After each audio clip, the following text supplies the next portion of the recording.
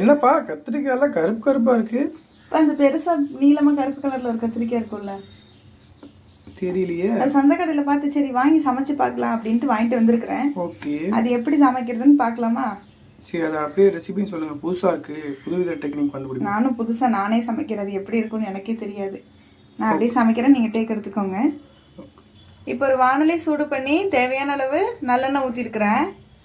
அதில் இந்த கத்திரிக்காயெல்லாம் ஆட் பண்ணி நம்ம நல்லா எண்ணெயில் வணக்கி கத்திரிக்காயெல்லாம் ஆட் பண்ணியாச்சு. இதெல்லாம் இப்போ நல்லா ஒன்று சேர மிக்ஸ் பண்ணி விட்டுக்கலாம். கத்திரிக்காயெல்லாம் நல்லா வெந்து வந்துருக்குப்பா. அது தனியாக ஒரு பாத்திரத்தில் மாற்றி வச்சுக்கலாம். இப்போ நம்ம இந்த கத்திரிக்காய் வதக்கின எண்ணெயிலே பாதி எண்ணெய் இருக்கும். அதுலேயே நம்ம வெங்காயம், வெள்ளைப்பூண்டு, கருவேப்பிலை இதெல்லாம் ஆட் பண்ணி நல்லா வணக்கி விட்டுக்கலாம். இதெல்லாம் தக்காளி நல்லா பொன்னிறமாக வதங்கிருச்சு. வெங்காயம் நல்லா பொன்னிறமாக வதங்கிருச்சு. இந்த ஸ்டேஜில் நம்ம தக்காளி ஆட் பண்ணிக்கலாம். அதெல்லாம் நல்லா ஆட் பண்ணி மிக்ஸ் பண்ணி விட்டுக்கலாம். ஒரு அரை டீஸ்பூன் டர்மரிக் ஆட் பண்ணிக்கலாம். ஒரு tablespoon red chilli powder add பண்ணிக்கலாம். ஒரு டேபிள் ஸ்பூன் குழம்பு மிளகாய் தூள் ஆட் பண்ணிக்கலாம். ஒன்று சேர நல்லா மிக்ஸ் பண்ணி விட்டுக்கலாம். இதெல்லாம் நல்லா மசிஞ்சு வேகிறதுக்கு கொஞ்சமாக தண்ணி ஆட் பண்ணிக்கலாம்.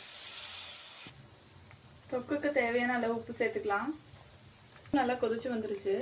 இந்த ஸ்டேஜில் நம்ம கத்திரிக்காவை ஆட் பண்ணிக்கலாம்.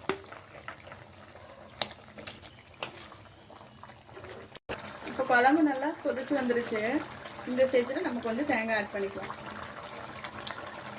இதெல்லாம் நல்லா மிக்ஸ் பண்ணி விட்டு ஒரு கொதிச்சோடனே கொத்தமல்லி தூவி இறக்கிக்கலாம். இன்னும் நெல்லிக்காய் சைஸ் புளி எடுத்து கரைச்சி வச்சிருக்கோம், அதை ஆட் பண்ணிக்கலாம். இப்போ குழம்பு நல்லா கொதிச்சு எண்ணெய் திரண்டு வந்துருச்சு. இந்த ஸ்டேஜில் நம்ம கொத்தமல்லி தூவி இறக்கிக்கலாம்.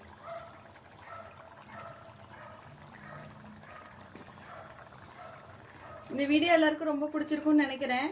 இதே மாதிரி புதுசாக ஏதாவது ரெசிபி வேணும்னா கமெண்ட் பாக்ஸில் கமெண்ட் பண்ணுங்கள். லைக் பண்ணுங்கள், ஷேர் பண்ணுங்கள், சப்ஸ்கிரைப் பண்ணுங்கள். பெல் ஐக்கானை டச் பண்ணிடுங்க. அப்போ தான் அடுத்தடுத்து நம்ம போடுற வீடியோஸ் எல்லாம் உங்கள் நோட்டிஃபிகேஷனில் வரும். தேங்க்யூ ஃபார் வாட்சிங். நன்றி, மீண்டும் வருக.